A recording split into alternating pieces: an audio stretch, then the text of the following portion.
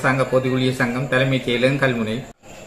கடந்த ஒரு வருட காலமாகியும் இதுவரைக்கும் மத்திய அரசாங்கத்தின் கீழ் வேலை செய்து 1990ஆம் ஆண்டு உள்வாங்கப்பட்டார்கள். அதே நேரம் இந்த மாகாண சபை நியமனம் கொடுத்து வந்த உத்தியோகத்தர்கள் ஊழியர்கள் கிட்டத்தட்ட 24 வருஷம் பதவி உயர்வு இல்லாமல் இருக்கின்றார்கள். மாநகர சபை, நகர சபை, பிரதேச சபையில் கடமையாற்றுகின்ற ஊழியர்கள் பல விதத்திலையும் பாதிக்கப்பட்டிருக்கிறாங்க. இதனால அது குறிப்பாக இந்த பதவி உயர்வு விடயத்திலேயோ அதாவது உரிமைகள் வழங்குற விடயத்திலேயோ இந்த உள்ளாட்சி மன்றங்கள் ஊழியர்கள் கடுமையாக பாதிக்கப்பட்டிருக்கிறார்கள். மத்திய அரசாங்கத்தில் கடமையாற்றி வடகிழக்கு மாநிலத்திற்கு உள்வாங்கி பின்பு கிழக்கு மாநில பிரிக்கப்பட்ட பின்பும் இந்த மாநிலத்திற்கு உள்வாங்கப்பட்ட உத்தியோகஸ்தர்கள், ஊழியர்கள், பொதுமக்கள் எதிர்நோக்கின்ற பல பிரச்சனைகள் தொடர்பாக குறிப்பாக 11 அம்ச கோரிக்கைகளை நாங்கள் முன்வைத்து முன்னைய ஆளுநர் செந்தில் தொண்டமானுடன் 2023 11ஆம் மாதம் 28ஆம் தேதி அம்பாறையில் வைத்து நாங்கள் உத்தியோகபூர்வமாக பேச்சுவார்த்தை ஒன்று நடத்தப்பட்டது. அதுவும் 3 மாத காலம் ஆளுநருக்கு பின்னால் தெரிஞ்சுதான் எங்களுக்கு அந்த பேச்சுவார்த்தைக்கான தேதி கிடைக்கப்பட்டது. அந்த பேச்சுவார்த்தை மூலம் நாங்கள் நடந்த பேச்சுவார்த்தை கடந்த ஒரு வருட காலமாகியும் இதுவரைக்கும் அந்த கோரிக்கை நிறைவேற்றப்படவில்லை. இது விடயம் சம்பந்தமாக நாங்கள் கடந்த 2023 11ஆம் மாதம் 28ஆம் தேதி நாங்கள் கதைத்த பின்பு நாங்கள் 2024 8ஆம் மாதம் 31ஆம் தேதி திருவண்ணாமலையில் உள்ள ஆளுநர் அலுவலகத்துக்கு அவர்களுடைய ஆலோசகர்களுடைய அழைப்பின் பிரகாரம் நாங்கள் மாகாண சபைக்கு சென்று ஆளுநர் அலுவலகத்தில் நாங்கள் இது சம்பந்தமாக தெளிவுபடுத்தினோம். இது சம்பந்தமான கோரிக்கைகள் இதுவரைக்கும் நிறைவேற்றப்படவில்லை என்பதை நாங்கள் தெளிவுபடுத்தினோம்.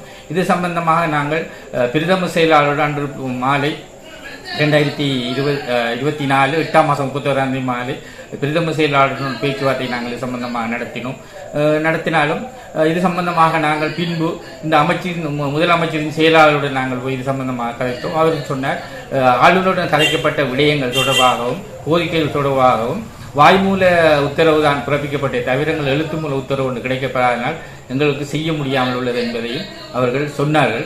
இதனால் நாங்கள் இந்த புதிய ஆளுநரை எதிர்பார்ப்பது என்னவென்றால் இந்த 11 அம்ச கோரிக்கை தொடர்பாக தற்பொழுது அரசாங்கம் தொழிலாளர் வர்க்கத்துக்குரிய ஒரு அரசாங்கம், தொழிலாளர் வர்க்க ஆதரவுடன் வந்த ஒரு அரசாங்கம் படியினால நாங்கள் புதிய ஆளுநர்களை நாங்கள் குறிப்பாக வலியுறுத்துகிறோம். என்னன்னு சொன்னால் இந்த 11 அம்ச கோரிக்கை தொடர்பாக மீண்டும் ஒரு பேச்சுவார்த்தை செய்து அதன் மூலம் நாங்கள் இந்த பிரச்சனைகளுக்கு ஒரு தீர்வு கிடைக்க வேண்டும் என்றுதான் எங்களுடைய என்ன. இது கடந்து கிட்டத்தட்ட 40 வருஷங்களாயும் இந்த மாகாண சபையில் கடமையாண்ட ஊழியர்களுடைய பிரச்சனைகள் சரியான தீர்க்கப்படவில்லை. அதில் குறிப்பாக வீதி அபிவிருத்தி திணைக்களத்தினுடைய ஊழியர்கள் கடுமையாக பாதிக்கப்பட்டிருக்கிறார்கள். அவர்கள் வடகிழக்கு மாகாண சபையிலும் சேவையாற்றினார்கள். அதே நேரம் கிழக்கு மாகாண சபைக்கு வீதி அபிவிருத்தி திணைக்கள ஊழியர்கள் அவர்களுக்கு நியமனங்கள் 2012ஆம் ஆண்டு நியமனங்கள் உதுமாலபை அமைச்சரினால் வழங்கப்பட்டிருக்கிறது.